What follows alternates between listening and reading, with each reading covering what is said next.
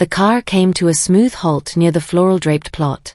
Audrey's breath hitched, the sight of the small black casket topped with white lilies hitting her with the force of a physical blow. The silver detailing on the wood caught the pale winter light, a cruel reminder of the finality of the day. Next to it, the framed photograph of her daughter beamed, a frozen moment of sunlight in this desolate place. The silk pillowcase was cool against Audrey's cheek, but the heat of Wonji's body was the only thing keeping her from shattering into a million pieces. Outside their Chicago penthouse, the winter wind howled like a wounded animal, but inside, the world was reduced to the rhythm of Wonji's heartbeat against her ear. "I can't do it, Wonji," Audrey whispered, her voice a ghost of its former self. "I can't stand there and watch them lower my baby into the ground." Wonji didn't offer empty platitudes. He simply pulled her closer, his tattooed hand cradling the back of her head with a tenderness that contradicted the lethal power he held over the city's underworld. "Then we stay here," he murmured, his voice like gravel and velvet. "The world can wait. I will make it wait for you." Audrey pulled back, her glossy eyes meeting his intense, protective gaze.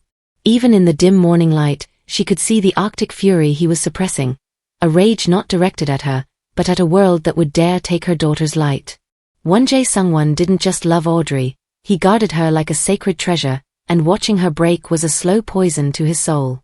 "No," she said, her voice gaining a sliver of strength. "She deserves her mother's presence. We have to go." Before the sun could fully claim the sky, they shared a desperate, silent kiss, the kind of kiss meant to anchor a soul before it drifts away. "Hey, beautiful souls. Before we dive deep into this emotional roller coaster, I want to welcome you back to the family. Today's story is a heavy one, but it's a journey of how love and power can collide to bring about the ultimate justice. Grab your popcorn and get comfortable, because we are serving up premium content you won't forget. If you believe in standing up for what's right, hit that subscribe button and let's get into the story. 24 hours later, the intimacy of the penthouse felt like a lifetime ago. Audrey stood before her mirror, her fingers trembling as she smoothed the fabric of her black funeral dress. The howling void in her chest felt heavier than the winter air outside. Wonji appeared behind her, looking devastating in a tailored black overcoat that radiated authority. He reached out, his touch steadying her as he checked the perimeter through his earpiece. "My men are at every gate," he said, his voice dropping to a low, dangerous frequency. "Security is absolute. This is a sanctuary. No one, disturbs this day." Audrey turned to him, seeing the invisible army reflected in his eyes. "Wonji, please. This is for her. Not a war zone." He simply nodded, a flicker of pity crossing his sharp features. "As you wish, my heart. They will be shadows. Invisible." But as they stepped into the freezing light of the cemetery, Audrey had no way of knowing that the shadows were already closing in, and that a single pair of handcuffs was about to turn a day of mourning into a $17 million declaration of war. The penthouse was a cathedral of silence, save for the rhythmic hollow ticking of the grandfather clock in the hall. Audrey stood before the floor-to-ceiling windows, watching the Chicago skyline disappear behind a curtain of white. The snow didn't fall, it drifted heavy and indifferent, blanketing the city in a cold shroud that matched the ice crystallizing around her heart. She was already dressed, the black silk of her gown clinging to her like a second skin, cold and unforgiving. The thin belt at her waist felt like a cinch, holding her fragile pieces together so she wouldn't simply scatter into the wind. A soft weight settled on her shoulders, the heavy, charcoal wool of Wonji's overcoat. He didn't speak immediately. He stood behind her, a towering shadow of lethal grace, his reflection ghosting over hers in the glass. His hands, usually so steady when navigating the treacherous waters of his empire, rested lightly on her arms. Through the layers of fabric, she could feel the heat radiating from him, the only sun in her frozen universe. "The motorcade is ready," Wonji murmured, his voice a low resonance that vibrated against her spine. "But the world can wait another 10 minutes, Audrey. Breathe with me." She turned in his arms, burying her face in the crook of his neck. The scent of him, expensive sandalwood, crisp winter air, and the faint metallic tang of iron, was her only anchor. "Every time I close my eyes, I see her," Audrey whispered, her voice cracking like thin ice. "I see her at the piano. I see her running through the garden. How am I supposed to walk out there and say goodbye to a photograph and a box? 1J stepped back just enough to frame her face in his hands. His thumbs brushed the dark circles beneath her eyes with heartbreaking tenderness. The neck tattoo that peeked above his collar, a soaring dragon, seemed to pulse with the tension in his jaw. To the world, 1J Sungwon was a man of stone and shadow, a king who ruled with a silent iron hand. But here, in the dim light of their private mourning, he was a man being dismantled by his wife's agony. You are not saying goodbye to her, he said, his dark eyes locking onto hers with a fierce, absolute conviction. She is in the breath you take. She is in the blood that beats in my heart because you are my heart. Today is just for the world to see how much she was loved. I will be your strength when yours fails. I will be the ground beneath your feet. He reached into his pocket and pulled out a small, silver locket, placing it in her trembling palm. Inside was a tiny, joyous photo of their daughter. Audrey pressed the metal to her lips, a sob finally breaking through her composure. 1J held her through the storm, his grip a silent vow of protection, until the trembling subsided into a hollow, haunting calm. The weight of the snow outside was nothing compared to the weight of the grief they carried, but as they walked toward the door, they carried it together. The black SUV glided through the cemetery gates like a ghost ship navigating a sea of white. Outside, the world was a monochromatic blur of marble headstones and skeletal, frost-covered trees. Audrey sat in the back, her gloved hand trembling until 1J's fingers threaded through hers, his grip a silent anchor. He didn't look at her. His eyes were fixed on the perimeter, his sharp jawline set in a mask of professional vigilance. As the vehicle slowed to a crawl, Audrey noticed them, the shadows. A man in a long dark coat stood motionless near a weeping willow 300 yards to the left. Another was perched near the mausoleum entrance, his posture too rigid, his eyes too scanning to be a mere mourner. They were the invisible army 1J had promised. They didn't carry signs or shout their presence. They simply existed in the spaces between the trees, a human perimeter of steel and loyalty. They were his elite, men who spoke the language of violence so that Audrey wouldn't have to. 1J stepped out first, the cold wind whipping his tailored overcoat around his legs. He didn't offer his hand to help her out. He stood as a literal shield, his body blocking the wind and the prying eyes of the world until he was sure the environment was secure. Only then did he reach back for her. The shield is up, Audrey, he whispered, his voice barely audible over the whistle of the wind. No one breathes near this site without my permission. Focus only on her. I have everything else. As they began the slow walk toward the casket, Audrey felt the heavy, watchful presence of the men in the distance. They were positioned at every vantage point, motionless sentinels against a threat she couldn't yet see. The air was thin and bitingly cold, but as 1J's arm wrapped firmly around her waist, she felt a strange, chilling safety. He had turned this sacred ground into a fortress of grief. She took a step forward, the crunch of snow beneath her heels the only sound in the oppressive silence, unaware that even an army of shadows could not stop the storm that was already gathering at the cemetery's edge. The prayer was a fragile thread of hope in the freezing air, the pastor's voice trembling as he spoke of peace and eternal rest. Audrey stood at the edge of the open earth, her head bowed, her hand gripping 1J's so hard her knuckles turned the color of the surrounding snow. Just as the pastor reached the final amen, the heavy, rhythmic crunch of boots on gravel shattered the sanctity of the moment. The invisible guards shifted instantly, a ripple of dark coats moving in the periphery, but 1J raised a single, subtle finger, signaling them to hold. He had seen the blue and white cruiser idling at the cemetery gate. Officer Brennan approached with a swagger that felt like a slap to the face of every mourner present. He was a man who wore his badge like a weapon and his prejudice like a second skin. He didn't stop at the edge of the gathering, he marched straight through the grieving family, his eyes locked on Audrey with a predatory gleam. Audrey Allen? Brennan's voice was loud, jarring, and entirely devoid of the respect the setting demanded. Audrey looked up, her glossy eyes wide with a mixture of shock and terror. Yes. You're under arrest, he said, pulling a pair of steel handcuffs from his belt. The sound of the metal ratcheting open was a scream in the silence. Suspicion of accessory to murder and obstruction of justice related to the Northside investigation. A collective gasp rippled through the crowd. Audrey felt the world tilt. What? No. My daughter. We're burying my daughter right now. Please. 1J stepped forward, his movement so fluid and predatory it forced Brennan to take a half-step back. The air around the two men turned arctic. 1J didn't yell. His voice was a low, vibrational warning that seemed to come from the earth itself. Officer, you are standing on sacred ground. You will turn around, you will leave this service, and you will wait at the gates if you have business with my wife. Brennan sneered, his hand moving to his holster in a practiced show of intimidation. I don't take orders from Mafia scum, Sungwon. Your wife's business dealings have caught up to her. Now step aside, or I'll add interference to her list of problems.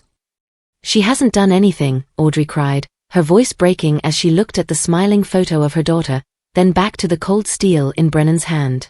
The officer ignored her, reaching out to grab her arm. The violation was absolute.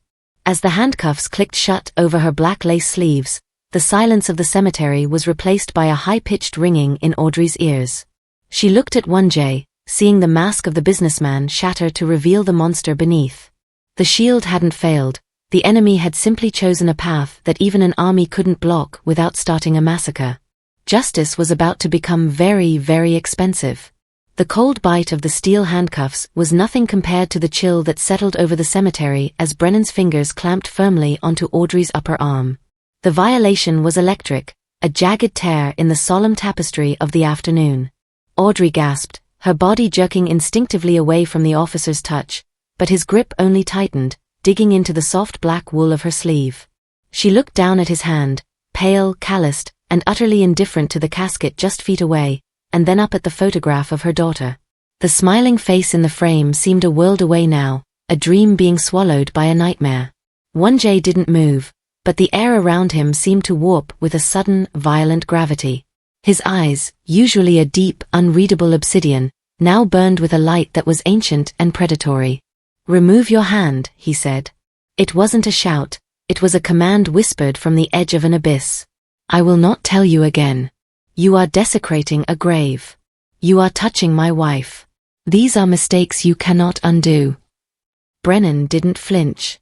Instead, he pulled Audrey toward him, forcing her to stumble on the uneven, snow-slicked earth. He wanted the reaction. He wanted to provoke the monster he knew lived behind 1J's tailored suit, to justify the violence he had been paid to enact. She's a suspect, Sungwon. To me, she's just another body in a dress. Now back off, or I'll have my partner call for the transport van to drag her through the mud. Audrey looked at 1J, her eyes wide with a silent plea. She saw his hand twitch, the muscles in his forearm cording as he calculated the seconds it would take to end Brennan's life. She knew that if he moved, if he let the dragon out, the peace of her daughter's final rest would be replaced by a bloodbath. 1J, no, she choked out, her voice barely a thread. Not here. Please, not like this. The request hit 1J like a physical blow, grounding him in the reality of her pain. He forced his fingers to uncurl, though his gaze remained locked on Brennan's throat. The officer, sensing a hollow victory, let out a sharp, mocking breath and began to pivot Audrey toward the patrol car. He paraded her past the sobbing relatives and the silent, towering men in black coats who looked like they were waiting for a single nod to tear the world apart. As the wind picked up, swirling the snow around the headstones, the sacred silence of the memorial was officially dead, replaced by the heavy, mechanical clink of the law and the silent, boiling vow of a husband who was already calculating the price of the officer's soul. The walk from the graveside to the cemetery gates felt like a mile-long gauntlet through purgatory. Brennan's grip remained like an iron shackle on Audrey's arm, forcing her to stumble through the slush as the heavy clink of the handcuffs provided a rhythmic metallic taunt. Audrey kept her head down, her vision blurred by tears that froze against her cheeks, but she could feel the eyes of her family and friends. Eyes filled with horror, confusion, and a burgeoning sense of helplessness. As they rounded the final bend toward the main entrance, the oppressive silence of the cemetery was shattered by a sudden, jarring cacophony. The flashes began first, rapid-fire bursts of white light that cut through the gray winter gloom like strobe lights. A swarm of reporters and cameramen had materialized behind the iron gates, their lenses pointed like bayonets. Audrey Allen. Look this way. Is it true you used your restaurants to launder money for the Sungwon organization? Audrey, was your daughter's death a retaliatory hit? The questions were jagged shards of glass, shredding what little remained of her composure. Audrey felt a fresh wave of nausea. This wasn't a standard arrest, it was a curated execution of her character. Someone had leaked the time and location to every tabloid and news outlet in the city. They wanted the world to see the Black Queen of the underworld being led away in chains from her own child's funeral. The contrast was perfect for the evening news, the black lace of her mourning dress against the cold, silver bite of the steel. Behind her, Won-jae moved with a terrifying, glacial calm. His men had formed a human wall, physically pushing back the more aggressive photographers who tried to breach the perimeter. His eyes remained fixed on the back of Brennan's head, a predator marking his prey for later. He could see the slight smirk on the officer's face as he basked in the media attention. Brennan wasn't just making an arrest, he was performing. Eyes on me, Audrey, Won-jae's voice cut through the chaos, low and commanding. He stepped into her line of sight, momentarily blocking a dozen cameras with his broad shoulders. Look at me. Don't give them your shame. You have done nothing wrong. But as the rear door of the patrol car opened and the cameras captured her final, heartbroken glance back toward the hill where her daughter lay alone, the shame felt heavy enough to drown her. The door slammed shut with a final hollow thud, muffling the shouts of the press but amplifying the deafening silence of the injustice that had just been committed. In the rearview mirror, Audrey saw Won-jae standing motionless amidst the swirling snow and flashing lights, a king who had just watched his queen be taken, and a man who was now ready to let the world burn to get her back. The interrogation room was a concrete tomb, lit by a single, buzzing fluorescent fixture that cast Audrey's shadow in jagged, sickly lines against the grey walls. The air smelled of stale coffee and industrial cleaner, a sharp, sterile contrast to the scent of lilies and cold earth she had been breathing moments before. Audrey sat with her back straight, her cuffed hands resting on the metal table. Every time the steel bit into her skin, it felt like a reminder of the nightmare she couldn't wake up from. Brennan sat across from her, having traded his winter coat for the authoritative sharpness of his uniform shirt sleeves. He tossed a thick folder onto the table between them. It landed with a heavy, hollow thud. You have a nice portfolio, Audrey, Brennan began, his voice leaning into a conversational tone that felt more threatening than a shout. 3 restaurants, a boutique catering firm, and 2 commercial properties. All in your name. All remarkably successful for someone who started with nothing. Audrey stared at him, her glossed eyes now hardened with a cold, protective fire. I worked 18-hour days for 10 years to build those businesses. My daughter grew up in those kitchens. Don't you dare imply they are anything less than my blood and sweat. Brennan leaned forward, the light reflecting off his badge. I'm not implying anything. I'm stating facts. We know your husband's investments are just a way to scrub blood off his money. And we think you're the scrub brush. Those catering contracts for the city gala? The high-end liquor imports? They're the perfect cover for moving illicit goods. We think Marcus was killed because he found out exactly what his mother was doing for the Sungwon family. The mention of her daughter's name in his mouth felt like a physical violation. Audrey's breath hitched, but she didn't break. You are a liar, she whispered, her voice vibrating with a lethal clarity. You don't care about justice. You're using my grief as a weapon because you're too small to touch my husband, so you try to tear me down instead. I'm touching you just fine, aren't I? Brennan smirked, tapping the handcuffs. The evidence says your expansion last year was funded by a shell company linked to a Korean shipping firm. That's money laundering, Audrey. That's 20 years. Unless, of course, you want to tell me about Won-jae's real partners. Audrey looked at the camera in the corner of the room, knowing Won-jae's reach meant he was likely already burning down the city's legal obstacles to get to her. She leaned in, her face inches from Brennan's. You think this room is a box that keeps me in. But you're wrong. This room is the only thing keeping Won-jae from finding you. And once I walk out of here, officer, you'll realize you're the one trapped. The heavy steel door of the interrogation room didn't just open, it slammed against the concrete wall with a structural violence that made the fluorescent lights flicker. Officer Brennan jumped, his hand instinctively twitching toward his holster, but he froze the moment he saw the silhouette framed in the doorway. Robert Chin didn't walk into a room, he annexed it. Dressed in a charcoal three-piece suit that cost more than Brennan's annual salary, the city's most feared litigator stepped into the grey box with a terrifying, calculated composure. Behind him, 2 junior associates carried briefcases like ammunition crates, and the precinct's captain hovered in the hall, looking pale and nauseous. "Officer Brennan," Robert Chin's voice was a smooth, lethal blade. "I suggest you take your hands off the table and move away from my client before I make it my life's mission to ensure you never even wear a security guard's mall badge again." Brennan scrambled for his dignity, standing up tall. "This is an active investigation, Chin. You can't just—" "I can, and I have," Robert interrupted, dropping a sheaf of legal documents onto the metal table with a definitive snap. "This is a court order for the immediate release of Audrey Allen. Furthermore, I have already filed a formal complaint regarding the violation of her 5th and 6th Amendment rights, the illegal interruption of a funeral service, and the psychological battery of a grieving mother. You didn't even read her rights on camera, Michael. You were too busy enjoying the sound of your own voice." Robert turned to Audrey, his expression softening into one of deep respect. He placed a steadying hand on her shoulder. "Audrey, I am so sorry for the delay. Your husband has been occupied ensuring the streets outside the station are clear for your departure." Audrey let out a breath she felt she'd been holding since the cemetery. The legal dragon was here, and the suffocating walls of the interrogation room seemed to recede. Brennan's face turned a mottled purple. "She's a suspect in a money laundering. She is a private citizen being harassed by a public servant who is clearly overstepping his mandate," Robert countered, his eyes narrowing. "Every word you've said in this room has been recorded by the hidden device on my client's person, which, under Illinois law, is perfectly admissible given the presence of her legal counsel." "Oh, didn't you know I was on the line the whole time, Michael? Your shell company theories are as thin as your chances of keeping your pension."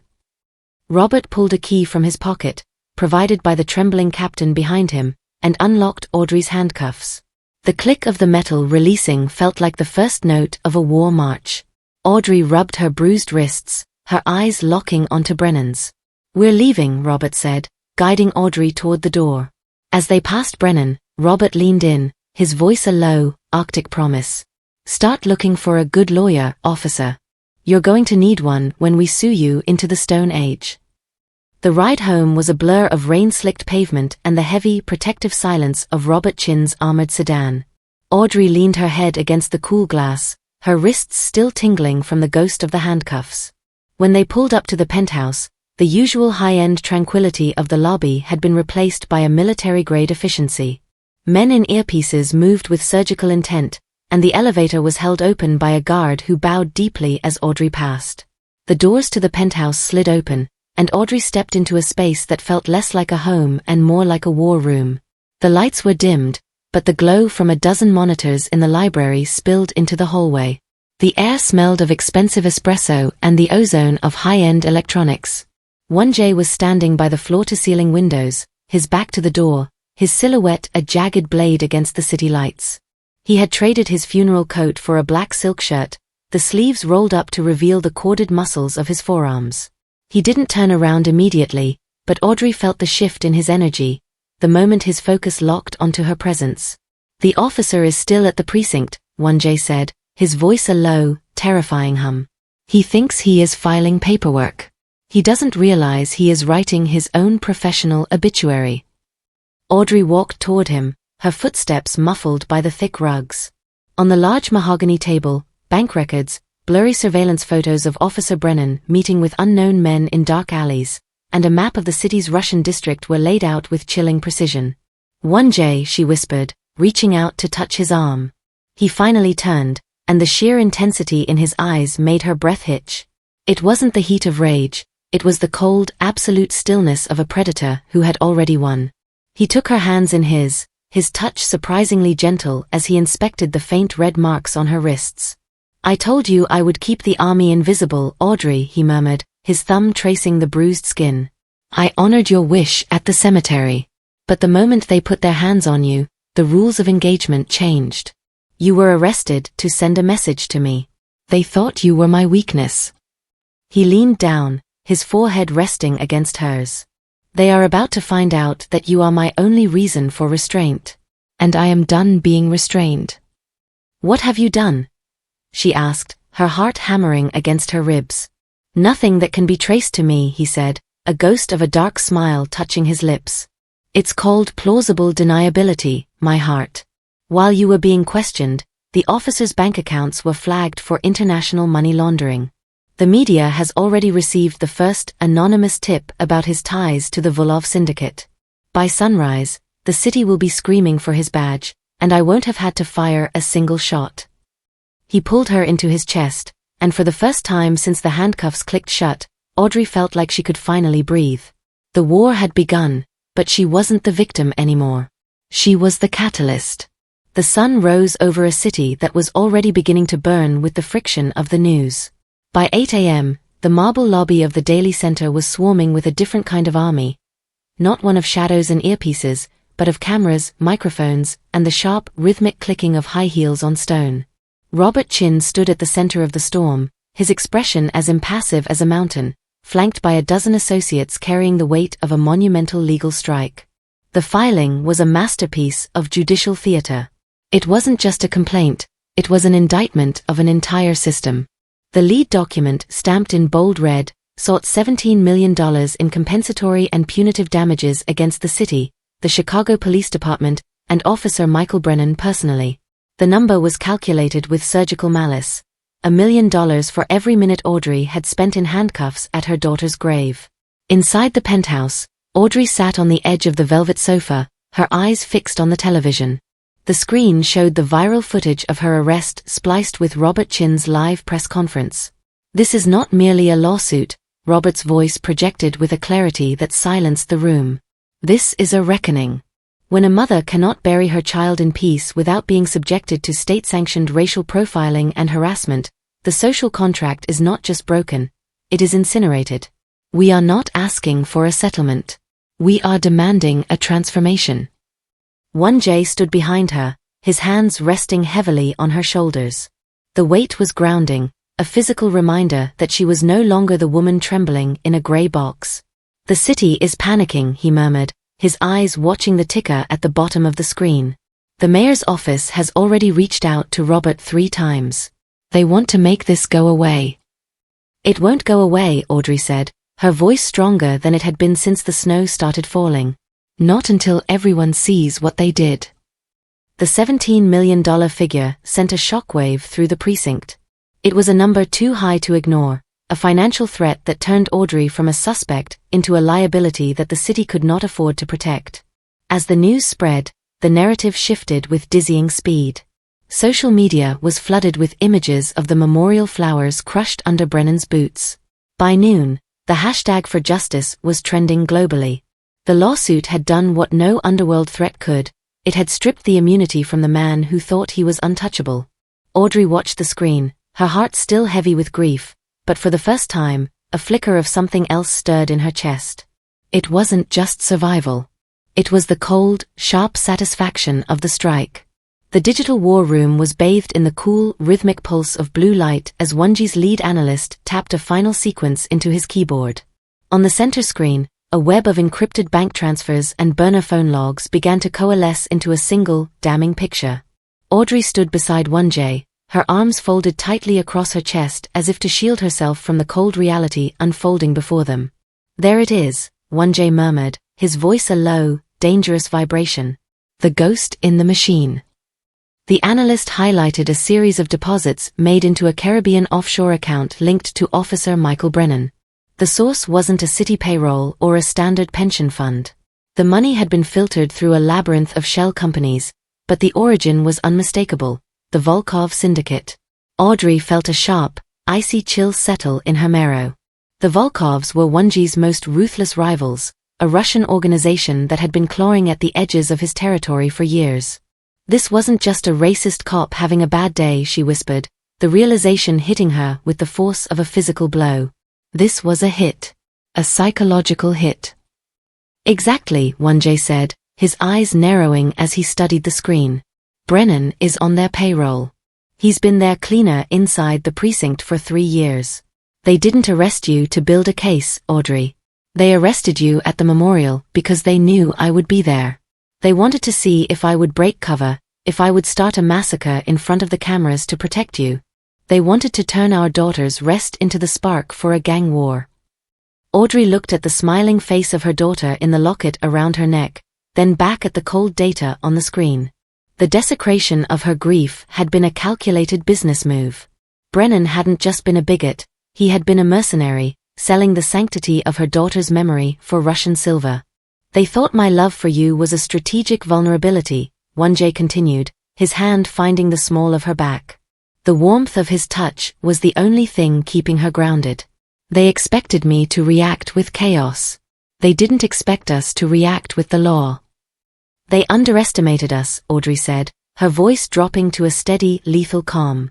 The sorrow that had threatened to drown her for days was being rapidly replaced by a focused, incandescent fury.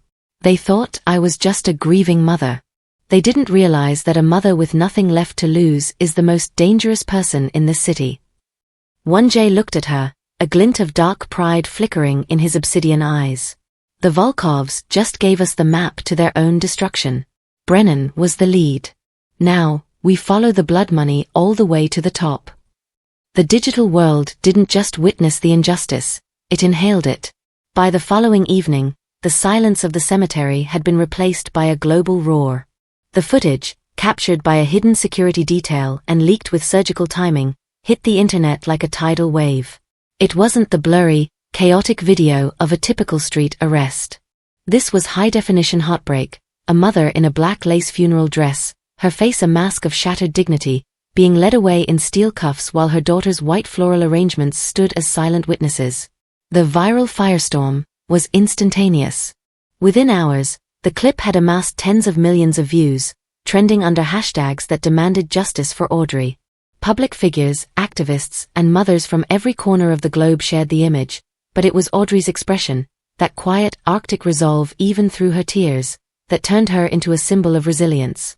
She wasn't just a victim, she was a mirror reflecting a broken system. Inside the penthouse, the blue light of the television illuminated Audrey's face as she watched herself on the news. The media outlets that had initially been tipped off by the Volkovs to shame her were now being forced to pivot. The narrative of the Mafia wife was being drowned out by the reality of the grieving mother. Even the most cynical pundits were silenced by the sight of Officer Brennan's hand clamping down on her arm in the middle of a prayer. They wanted to parade you through the mud, 1J said, standing behind her, his eyes reflecting the flickering screens. Instead, they've built you a pedestal. The entire city is watching now, Audrey. Brennan can't hide behind his badge, and the Volkovs can't hide behind Brennan. Audrey watched a split screen of a protest forming outside the precinct. People held candles and signs with her daughter's name. For the first time, the paralyzing weight of her grief felt shared. She wasn't carrying the cross alone anymore, the world was carrying it with her.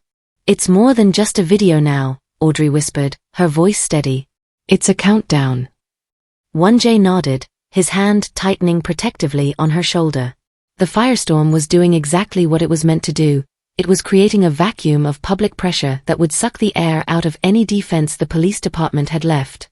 The $17 million lawsuit was the sword, but this public outcry was the shield. As the world screamed for accountability, Audrey felt the shift in power. She was no longer the woman being led away in the snow, she was the center of a storm that was about to break the men who tried to destroy her. The restaurant was a masterpiece of glass and cold marble, situated high above the city's glittering veins. 1J had cleared the entire floor, leaving only a single table set in the center of the vast, silent room. This was neutral ground, a sanctuary where blood was not supposed to be spilled, but the air was heavy with the metallic scent of a storm. Audrey walked beside 1J, her heels clicking against the stone like the ticking of a countdown. She wore a deep emerald dress, a sharp departure from her morning black, a visual signal that she was no longer merely surviving, she was hunting. 1J walked with his usual predatory grace, his tailored suit concealing the lethal intent that hummed beneath his skin. At the table sat Viktor Volkov. He was an older man with eyes like flint and a smile that never reached them. He sat alone, sipping a translucent liquid from a heavy crystal glass, though Audrey knew his men were positioned in the shadows of the kitchen and the stairwells, just as Wonji's were perched on the neighboring rooftops. "Wonji," Victor greeted, his voice a gravelly rasp. "And the lovely Audrey. I was sorry to hear about the unpleasantness at the cemetery. Truly, the police in this city have no respect for the grieving." The lie was so bold it felt like a physical heat. Wonji pulled out a chair for Audrey before sitting across from his rival. He didn't touch the water set before him. "The police have exactly as much respect as they are paid to have, Victor. We both know the price Michael Brennan charges for his soul." Victor's smile widened, revealing a row of perfectly straight, artificial teeth. A tragic figure, that officer. It seems he's become quite a liability lately. $17 million is a loud way to say hello. "It's not a hello," Audrey interrupted, her voice steady and arctic in its clarity. She leaned forward, placing her hands on the table. "It's a debt collection. You thought you could use my daughter's memorial to draw my husband into a street war. You thought I was the weak point in the Sungwon line." Victor turned his flinty gaze toward her, his expression shifting to one of genuine curiosity. "And aren't you? You are a woman of business, of light. You don't belong in this darkness." "I am the woman who is going to watch you lose everything," Audrey said, her eyes locked onto his. "Every shell company, every dockside warehouse, every politician you've bought. We aren't here to negotiate, Victor. We're here to let you look at the faces of the people who are going to erase you." The tension in the room snapped tight, a violin string stretched to the breaking point. For a long moment, the only sound was the hum of the city below. Victor looked at Wonji, then back to Audrey, realizing that the weakness he had tried to exploit had become the very force that was now closing the noose. The dinner of war had begun, and the first course was the realization that the rules had changed forever. The silence following Audrey's declaration was so thick it felt tangible, pressing against the glass walls of the high-rise. Viktor Volkov sat motionless, his flinty eyes darting between Wonji's stoic face and Audrey's unwavering gaze. He let out a short, dry chuckle, a sound like dead leaves skittering across pavement. "Bold words for a woman who was in handcuffs 48 hours ago," Victor said, his hand hovering near his crystal glass. "You think a viral video and a lawsuit make you untouchable? In this city, fame is just a brighter target." Audrey didn't flinch. Instead, she did something that made the air in the room turn to liquid nitrogen. She reached across the table, her movements slow and deliberate, and wrapped her fingers around Victor's glass. It was a gesture of supreme dominance, a violation of the neutral ground etiquette that usually governed their world. Wonji's hand moved subtly beneath the table, not in fear, but in preparation, a signal to the snipers perched on the adjacent rooftops that the Queen had taken the lead. She pulled the glass toward her, the clear vodka swirling against the ice. Victor's eyes narrowed, his body tensing as if he might lung, but the sight of Wonji's shadow, looming and lethal, kept him pinned to his seat. "You used my daughter's memory as a pawn in your game," Audrey said, her voice dropping to a low melodic frequency that carried more threat than a shout. "You paid a man to desecrate a grave because you were too cowardly to face my husband directly." She lifted his glass, the cold condensation wetting her palm. She didn't drink for the sake of thirst, she drank to taste the end of his empire. The liquid was sharp and medicinal, burning a path down her throat. She set the glass down in the center of the table, far from Victor's reach. "Consider that a down payment on everything else I'm taking from you," she whispered. "By the time the $17 million hits our foundation's account, your name will be a footnote in the history of the Chicago docks. Your money is already being flagged. Your invisible contacts in the precinct are turning on you to save their own pensions. And Brennan? He's already singing a song that ends with your arrest warrant." Victor's face went pale, the bravado finally cracking to reveal the panic beneath. He looked at the glass, then at Audrey, seeing not a victim, but a strategist who had outplayed him. "We're done here," Wonji said, standing up and offering his hand to Audrey. "The next time you see us, Victor, it will be from the other side of a reinforced glass partition." Audrey rose with a grace that felt like a victory march. She didn't look back as they walked away, the click of her heels echoing through the silent restaurant. Behind them, Victor sat staring at his empty glass, realizing too late that he hadn't just attacked a wife. He had awakened a force that was about to burn his world to ash. The following 6 months were not a season of chaos, but a season of surgical precision. While the city went about its business, an empire was being systematically erased from the ledger of Chicago's history. It began at the docks. One by one, the Volkov's shipping containers were flagged by anonymous federal tips, uncovering millions in contraband that froze their liquid assets overnight. 1J moved through the shadows of the boardrooms, purchasing the debt of Volkov's front companies and calling in the markers with a ruthlessness that left Victor's lieutenants scrambling for cover. Audrey was no longer a bystander to the darkness, she was the architect of its light. From the penthouse library, she worked alongside Robert Chin, turning the $17 million lawsuit into a battering ram. They didn't just target Officer Brennan, they targeted every superior who had turned a blind eye to his corruption. Internal affairs, fueled by the relentless pressure of the viral footage and the public's vocal outrage, finally broke the blue wall. Brennan's fellow officers, realizing the ship was sinking, began to trade their testimony for immunity. The montage of the fall played out on the nightly news like a slow-motion car crash. First, it was the images of Volkov's warehouses being padlocked by federal agents. Then, the grainy footage of Victor's top enforcer being led away in zip ties. But the climax came in a wood-paneled courtroom in mid-July. Audrey sat in the front row, her posture perfect, her face a mask of Arctic calm. She wore no jewelry except for the locket containing her daughter's photo. Across the aisle, Michael Brennan looked small. Stripped of his badge, his uniform, and his arrogance, he sat hunched over as the jury foreperson read the verdict.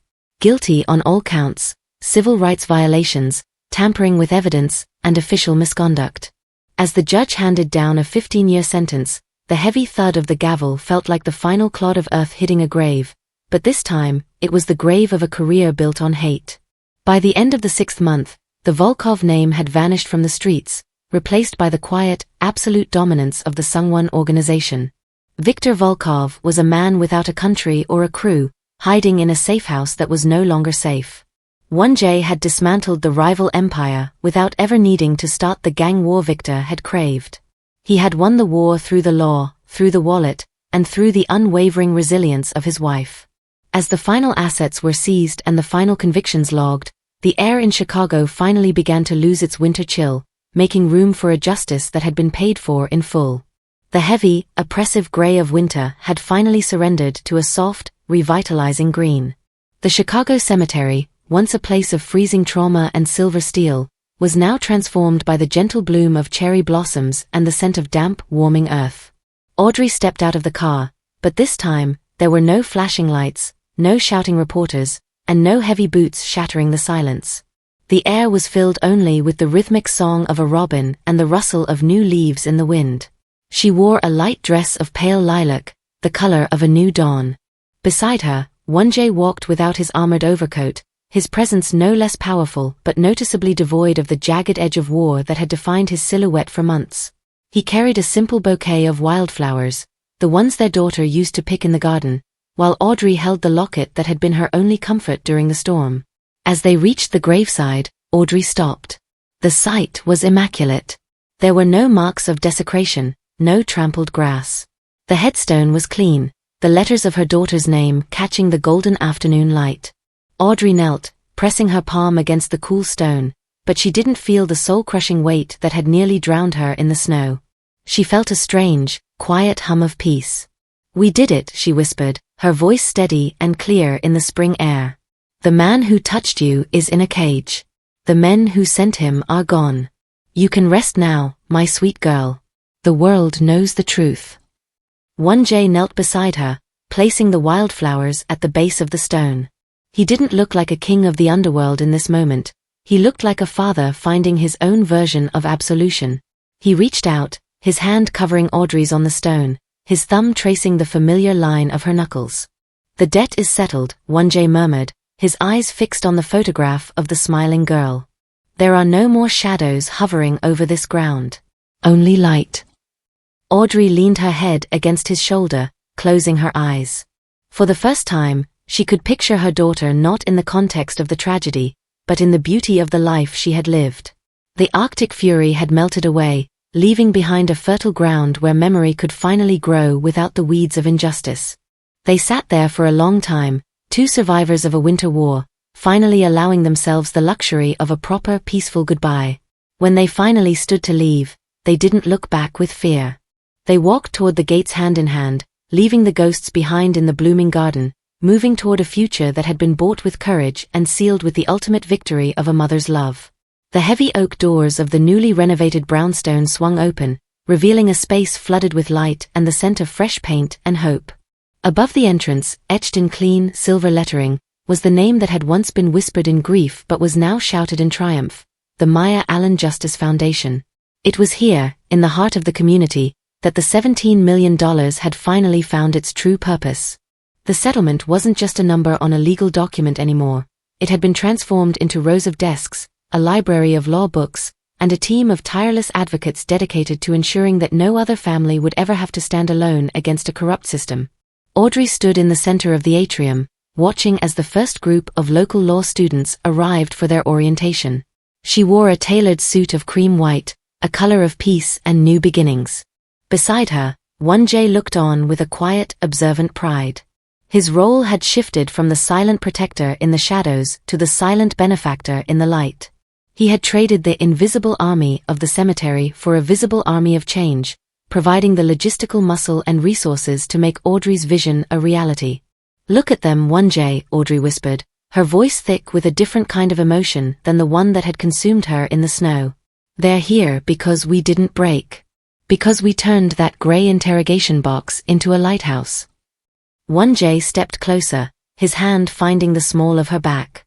"You turned it into a lighthouse, Audrey. I just provided the glass and the flame. This is your victory. It's her legacy." As the afternoon sun streamed through the windows, Audrey addressed the small crowd. She didn't speak of the $17 million or the Volkov's fall. She spoke of the sacred ground of human dignity. She talked about the Foundation's mission to provide pro bono legal aid to those marginalized by the very people sworn to protect them. Every word was a brick in the monument she was building for her daughter. The Foundation was more than a legal office. It was a living, breathing entity that proved justice wasn't something you waited for. It was something you built. As the first client walked through the door, a young mother seeking help for a wrongful eviction, Audrey greeted her with a steady hand and a knowing smile. The locket around her neck rested against her heart, a silent reminder that while one life had been tragically cut short, thousands of others would now be shielded. Audrey and 1J had survived the winter, and in the warmth of the Foundation's success, they found the ultimate justice, a legacy of love that would outlast them both.